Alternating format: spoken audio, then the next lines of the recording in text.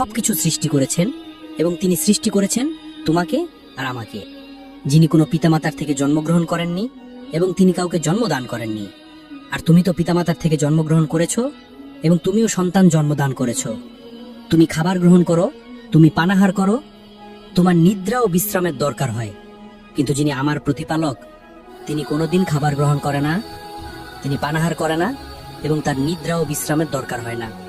হযরত ইব্রাহিম আলাইহিসসালামের এই নির্ভীক চিত্তে কথাগুলো শুনে নমরুদের দরবারের সকলেই বিস্ময়ে হতবাক হয়ে গেল।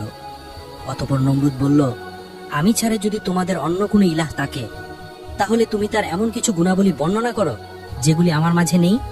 নমরুদের এই কথা শুনে হযরত ইব্রাহিম আলাইহিসসালাম কি উত্তর দিয়েছিলেন, এই কথাগুলো আল্লাহ রাব্বুল আলামিন সূরাতুল বাকারার 258 নম্বর আয়াতে অত্যন্ত চমৎকারভাবে বর্ণনা করেছেন। হযরত ইব্রাহিম আলাইহিস সালাম তখন বলেছিলেন, তিনি আমার প্রতিপালক, যিনি জীবন এবং মৃত্যু দান করেন।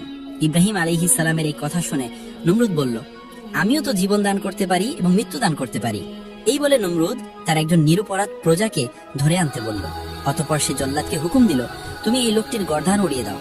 নমরুদের হুকুমে জল্লাদ সাথে সাথে লোকটির গর্দান উড়িয়ে সেখানে তার প্রাণ সংহার করে ফেলল। এরপর নমরুদ তার কারাগার থেকে একজন ফাঁসির আসামিকে ডেকে নিয়ে আসলো। এরপর তাকে বলল, যাও, তোমাকে আমি মুক্ত করে দিলাম, তুমি আজ থেকে মুক্ত ও স্বাধীন।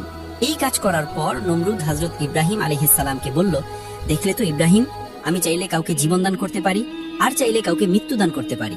অতঃপর নমরুদ বলল, তোমার সেই প্রভুর থেকে আমি কোন দিক থেকে পিছিয়ে, বলো হে ইব্রাহিম।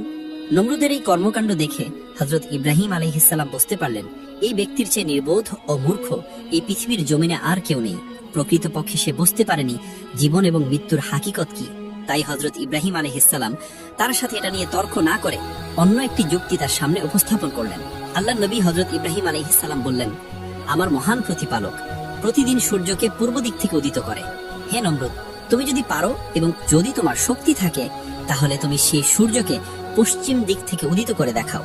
হযরত ইব্রাহিম আলাইহিস সালামের এই কথা শুনে নমরুদের কি অবস্থা হয়েছিল আল্লাহ রাব্বুল আলামিন তা বর্ণনা করেছেন এইভাবে।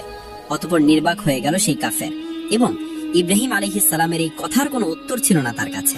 নমরুদ যখন বুঝতে পারল এই যুবকের সাথে বেশি তর্ক বিতর্ক করলে তার খোদাইত্বের দাবি হুমকির মুখে পড়ে যাবে, তখন সে বলল, এই যুবককে অন্ধকূপে বন্দী করে রাখো, আমরা তার ব্যাপারে পরবর্তী পদক্ষেপ নিয়ে আলোচনা করব। নমরুদের হুকুমে হযরত ইব্রাহিম আলাইহিস সালামকে